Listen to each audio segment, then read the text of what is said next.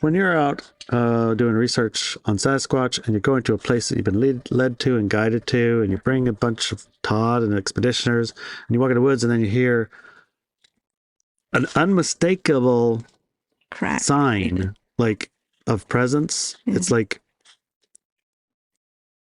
a communication, not like an elk stepping on a tree branch. It's not that kind of break, right? Welcome to the Driving to the Rest podcast. This is Inelia. And this is Larry. Just a quick note. If you're hearing this, you're on our free feed, which means you'll only get the first part of this conversation. To access the rest, go drivingtotherest.com and subscribe to the Wisdom Keeper Hour. Join us and our expert panelists for detailed insights and the after party where you're invited to join in the conversation. Head over to drivingtotherez.com and become a subscriber. Your $8 subscription keeps this podcast ad-free and helps us keep the lights on and maybe even get a decent cup of coffee. More importantly, it connects you with a community of passionate wisdom keepers like yourself. So if you're ready to go deeper, join us at drivingtotherest.com and support the journey.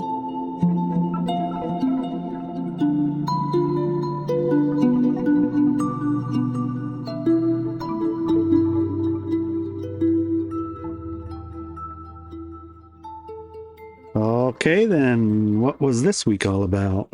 We had an amazing time. And we're calling this episode Listening to Sasquatch. I love it. I love it. As is usual at this time of year, we have our Sasquatch expeditioners arrive. So I did write a little thing, and then we're going to go into some of the details of what happened, and then we're going to go straight into some interviews we did with the people who participated from the local area in this expedition. Okay. More. Okay, this April, and as most years around this time, our friend Todd Standing comes to the rest with his expeditioners. Also known as our brand new friends. Yes. Todd lives and breathes Sasquatch research. We only have their hand. We just see them as our friendly neighbors who go out, who we go out and seek once a year when Todd is here. It is kind of silly. Yeah, it's like, I think, 365. Todd breathes Sasquatch, podcasts Sasquatch, talks about Sasquatch, research Sasquatch, plans expeditions to see Sasquatches. I mean, everything's Sasquatch. Yes. And we do that when he's here. Yes. And then every now and then our neighbors knock on the door for a cup of sugar. Yes. And then we go, oh, that's right, there's Sasquatch here. And we go out, we find signs and all sorts of amazing things. Right, but when Todd's here, it's like on like Donkey Kong. Everybody's in the boat. We take a week off of work. Yes. Whatever work we're doing, and we just focus on Sasquatch and expedition and meeting new friends and meeting the Sasquatch and seeing where they're up to this week. Todd is loved by all of us and needs no introduction to our readers and audience. That's true. But in case you're not sure. Yes. Todd Standing, you can look it up. Yeah. Sylvanic is his YouTube. Yeah. And also he has a really well-known documentary. Right, where he has images of Sasquatch, literal. Here's the picture. What's the name of the documentary? Discovering Sasquatch. Anyway. Okay. This year we also had a visit from our friend Tobe Johnson. Toby's a producer known for Voices in the Wilderness, A Flash of Beauty, Paranormal Bigfoot, and Spiritual Bigfoot. He's also a researcher of the link between Bigfoot and the supernatural. And, in the rest of the show, my sweatshirt will show Flash of Beauty. Yes. His, Olympic Strange Days is event in the woods. Yeah. Which he we invited us actually last year. And this year invited us to present. Be speakers, yeah. Yeah, it's really nice. Tobe interviewed various members of our community here at the Olympic Peninsula, including yours truly. He's also the first person to come out and ask me very interesting questions about Sasquatch and about other woo subjects, including aliens and conspiracy theories. I look forward to seeing what he does with the footage. Yes, because that's a world exclusive. Yes. And yeah, he actually had some amazing experiences here too. Yes, he did. Yeah. He caught an hour and a half. Yeah, of really nice voices in the woods that weren't people.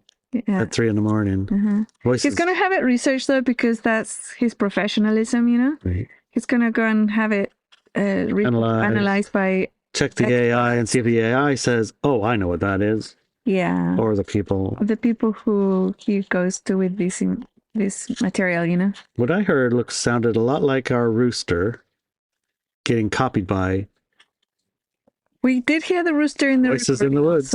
Also. Yes, we heard And then our rooster that we a know. voice copied him. Of course, we find out. And then, And it does. I don't know. Yeah.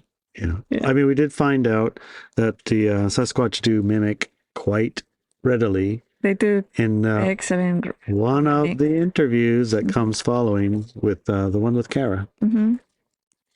Yeah. So it's no surprise to me that the Sasquatch would be mimicking the roosters.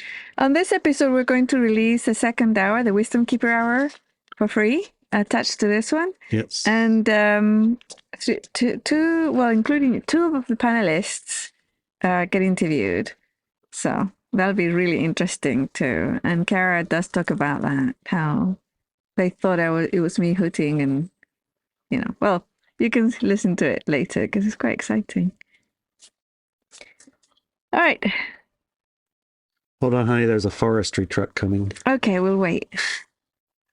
They have planned this forest to create houses. So to do that, they're going to need to use the truck. And it's a big one. Here it comes. Let's see if it shows up. Okay. I think our microphone works great. Wow. Didn't show anything. It sounded like a massive A locomotive filled with the top with trees just roared by, and I didn't see anything. Okay, cool. Okay, Anyway. Let's see if Ilia can summarize that bit down. Okay, so from the perspective of these two amazing researchers, this month has been very interesting one indeed, and we wanted to share some of the experiences of our own community members had during this high caliber men's visit to our corner of the world. The experiences are best listened to in our podcast, which you're listening to right now. And as like I said earlier, we also interviewed our friend and Maca elder Brian, and two of our Wisdom Keeper Hour panelists, Dr. Kara and Ashley. Yep. Larry himself had some breakthrough connections and face-to-face experiences with the Sasquatch this year. You might think that Larry, being a Maca elder himself, would be an all-hand at connecting with and communicating with Sasquatch. But we have documented through the years, keeping the connection alive is not made easy by our present-day society and culture. Right, I'm not a big go to the neighbor's house guy.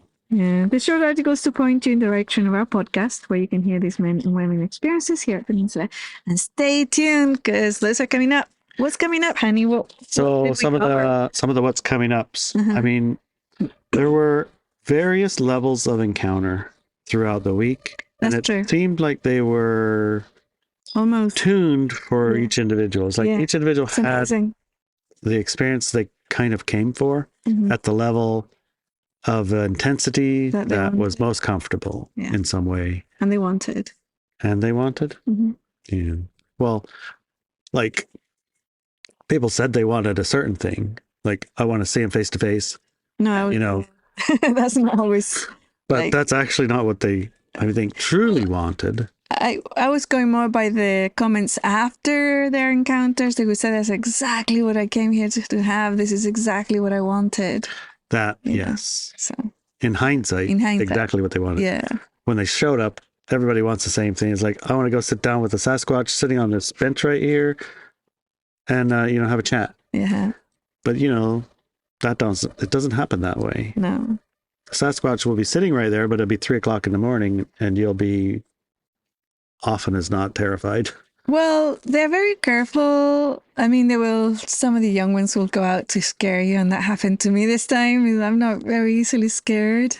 You got startled. You did. The Sasquatch kids have been, I think, making bets to see who could startle me, and none of them won. And this something like a shadow, semi-cloak shadow, so I could see it went passed through in front of us really fast across the road. in the middle of the night, in the middle of the dark. Yes. And that startled me. I think he left his aroma His behind. aroma, yes. True. It wasn't terrible. Kids. I know. So inside these interviews, you will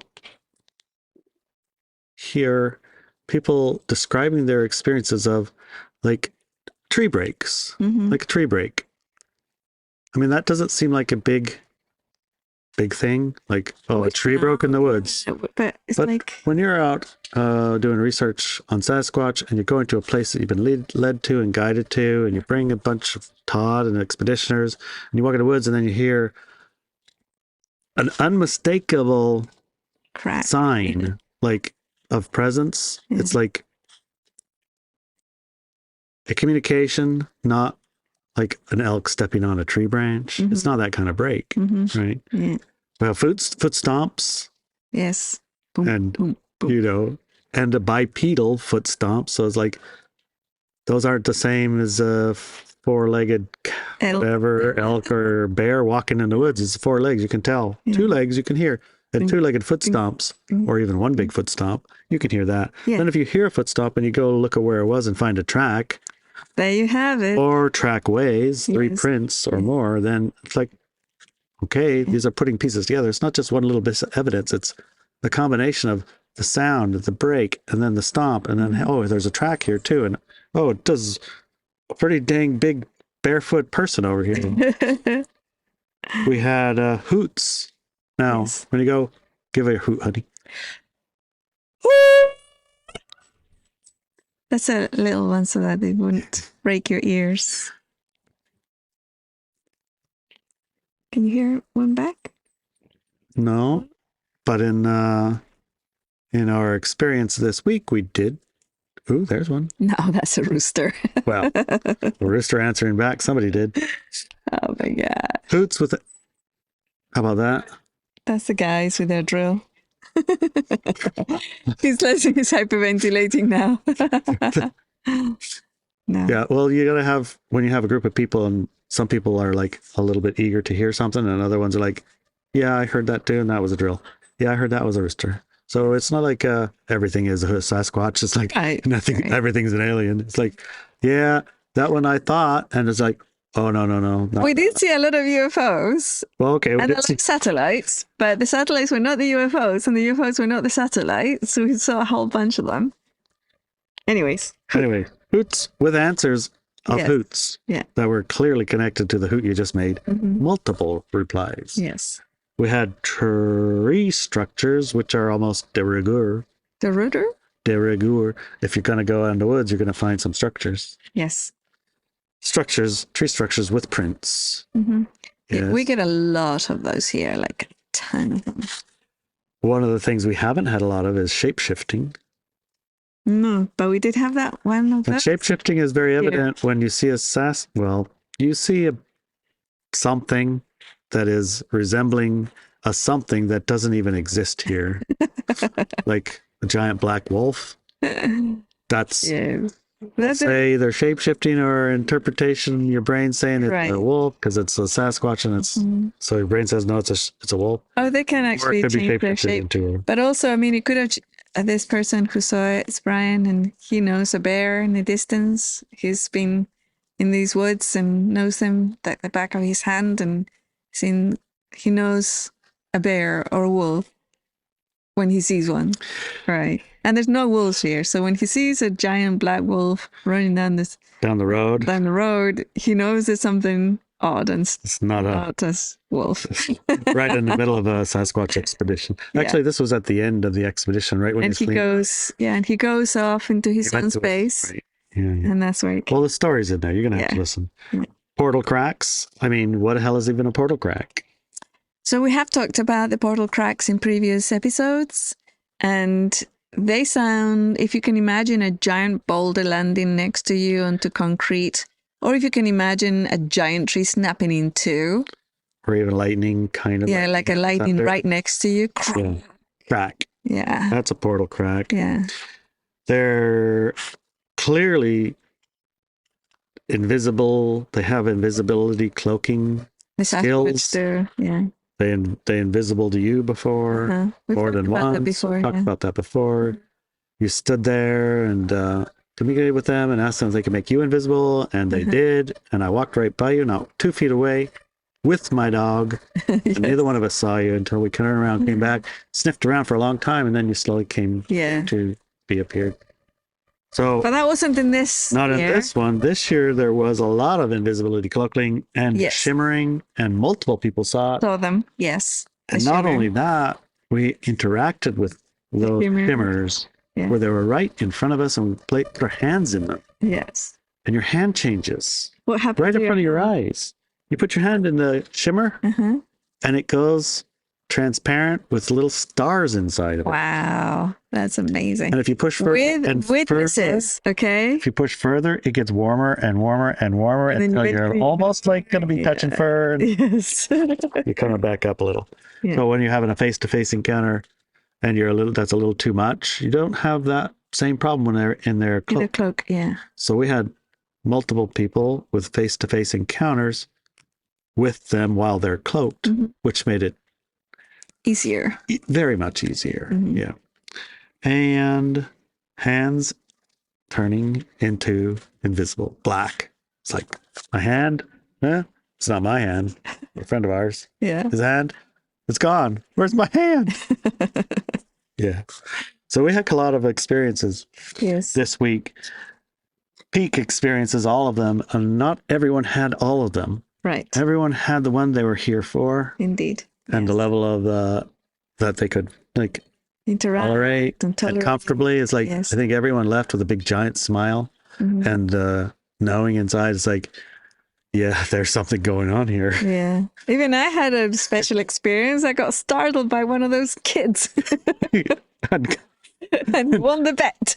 And I had one of those experiences. Those little kids knocked my canoe over. Oh my God, yes. You got to hear about that. So give it a listen. Yeah.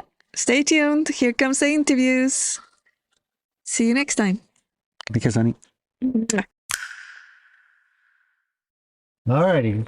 Welcome, honey, Welcome. to Today. another episode of, I don't know, make it up. Drive it to the res, honey. Drive it to the res. Yes.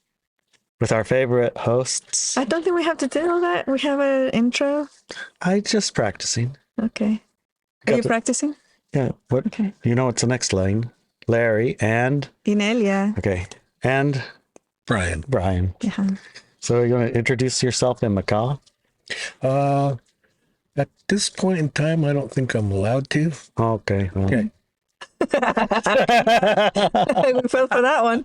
we tried to. We tried to. Here, I'll make it short. Okay. All right. A whole clock saw. That clock saw means I'm addressing a bunch of people at one time. So all of you out there, that's hello. Thank you. Thank you. Love thank it, Bri. Mhm. He's a good teacher. you. Yes. So this week we had a pretty interesting experience. Once a year, our friend Todd Standing comes out. He'll bring a few what he calls expeditioners. We call new best friends. Right? Yes. Yeah, and we spend a week off of our normal life and jump into, I guess, what's Todd's normal life, which is morning, noon, and night. About Sasquatch. Sasquatch, walking, talking, speaking, thinking, connecting, and all that. So our regular life got shut off for a week. I mean, your normal week is like get up in the morning, right? You drive off, I guess, in the woods and looking for somebody once in a while. Yep. Then you go to work at the tribe and fix what's broken. Yeah. Maintenance worker. Yes. Maintenance worker. You fix what's broken. Yep. But when Todd's here, it's wake up in the morning and go to the land, meet the guys. Usually wake them up because they've been up till 3 or 4. Right? Yeah, give them a shake. Come on, guys, time to go look. Force down the coffee so they can wake up and get ready to go. Find all their things for the day. Yeah, and some of them are faster in the morning than others. Got to say. And this time, Todd brought his kids, his young daughter and his son. They were just magnificent. Well behaved, interested, engaging children. Yes, Right. I was really impressed with them. very impressed. So usually in the morning, you would take the crew and go find a place on the res because I would be like an hour away. Yep. And I think the first place you brought them this trip was one of the most impactful places, I think, for you of the week. Is that about right? Yeah, it was actually. We went up. I guess I'm not going to. Can we do that You could say where in Area. realities. area? Yeah. Because nobody's not going to know where that is unless they come and hang out with us because they don't know where that is. Generally say Cape area. We'll Cape just say area. that. Yeah. Out to Okay. Cape. We call it out to Cape. Yeah. And there's a nice trail that goes to the northwest tip of the United States, but that's not where we were. But we were close. And right away, it was kind of like my first meeting of all the All the people that guys. came and the guys that came, but we're getting out of the trucks. We're walking in through a gate and we're talking about everything, right? Hello, how are you? Hello. I'm from here. I'm from, Oh, it's so beautiful. Like it's, yeah, you know, oh. we're all talking, and I hear the loudest tree break. Like there was we all stopped instantly and looked at each other and go, What? you hear that? And we're like, yeah, Yeah, I heard that. definitely 100%. So yeah, it was like, hello, I'm here, you know, hey, you guys be quiet. I'm trying to say something here, but we were busy, you know, introducing ourselves and stuff. I but- guess the Sasquatch are introducing themselves too. Exactly. Yeah. Yeah. Yeah, that's cool. Well, I don't know if you haven't heard a tree break from Sasquatch. It's a little different than like somebody stepping on a stick, you know. It Right. has some amplitude and force. Yeah. And it's like non secular either. It's like it's not windy. Windy and kaboom. Yeah. Yeah. Yeah. Situationally like relevant. hmm Yeah. Yeah. And, you know, there's those who say, well, how do you know it was a tree break? Well, I've grown up out in the wilderness, And everything. hunting and everything. I've trailed, I've spooked animals, a whole herd of elk at one time, and they can't, I don't know. They can What break I've- trees and They branches. can break trees and branches, ain't but it's nothing like Not like a tree. not like a Sasquatch tree break. No, it's not. It's like if all of the elk in the entire herd jumped on a giant log at once and busted it. And snapped it. Yeah, and then didn't make any other noise Right. No noise before or after. before or after. And there's two ways that Sasquatch do it. I mean, they do it with their hands, obviously, Smacking and a they tree or also will something. do it. They'll also do it with their foot. They'll stomp a nice big log that's, you know, and they'll snap it with one big giant kick. So when you hear those things, sometimes if you can pinpoint the area where it came from, then that's how we do Sasquatch research. We're researching, so we try to go to that place, try to find it, and the mystery is, hey, let's find where that tree break is, because if it's a stomp, they may also be a big stomp footprint right where it went down into the soil. So that's, I guess, what you'd call research. Yeah. Identifying what made that. Right, we have a spiritual sense of, I mean, it's not like every time we go in the woods, everything that ever happens is, there's a Sasquatch. Oh, there's a Sasquatch. There's situation, there's connection, there's communication, there's This intent intent, to connect. right, to connect. I mean, we could go hunting, walking in the woods, we hear a tree break. Okay, there's probably some bear, some elk over there, right? Yeah. It's different though. But They sound very different. right, when you're going researching Sasquatch, you'll most likely, I mean, so far in all of the trips that I've made, I haven't heard the herd of elk running off for some reason. Yeah. You did? Done by the well road. Down by the well road. Yeah, but it's like a herd of Loud. elk running through the woods. It's like a herd of cows. Loud. That's It's scary. right. Yeah. But usually when we're walking around for Sasquatch, I don't know, it's like, Quiet. it's quiet. It's Frogs usually, now. quiet. Yeah. Quiet. It's pretty quiet. Because they know when, I mean, that might sound a little woo, but they have a pretty good idea that we're coming because we've talked to them ahead of time. And we connect with them. It's like, where should we go to meet up? Want to meet up at Washburn's parking lot? Nope. Want to meet up at the marina? Out on the boat? Nope. Want to meet up at the Cape, up the road on the, sidetrack there? Sure. You know, the one I have in my mind? Sure. Okay, I'm going to bring some new friends. Oh, nice. All right, and then when you get there and you're meeting them, and then you hear the big, huge plonk crash. Well, you know what it is. Yeah. Oh yeah, and that You know what happened. and that reminds me of when Todd came out here two years ago, when he called me on the phone like a week or so before he was going to be here, Yep. and he wanted to know if I had some places where I could take him. So I says, "Oh no, I'll get back to you." So about 7 or 8 days before he came, I went up into this areas by myself and meditated in different spots. Take 10 minutes or so and just bring yourself in, put it out there, ask the questions. Hey, I got a friend coming. Would you like to meet him? Is this the area that I should take him? Yep. And lo and behold, Todd gets here a week or so later. Monday, we do all the introductions. We go to different places. Then he calls me. He said, "Look, hey, Brian, do you have any place you'd like to take us?" So I said, "Sure." We go up there and I remember. yeah. It was on like Donkey Kong.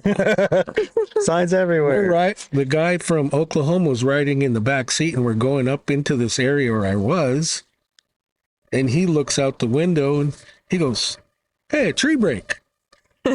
And I'm like, "Yeah, right. Yeah. I was just here, like 4 or 5 days ago." Join us for the rest of this conversation at drivingtotherez.com. And when you go to drivingtotherez.com and you join in the rest of the show, rest of the second hour, you also get to join in the after party. 9 o'clock on Fridays, we all get together, including you.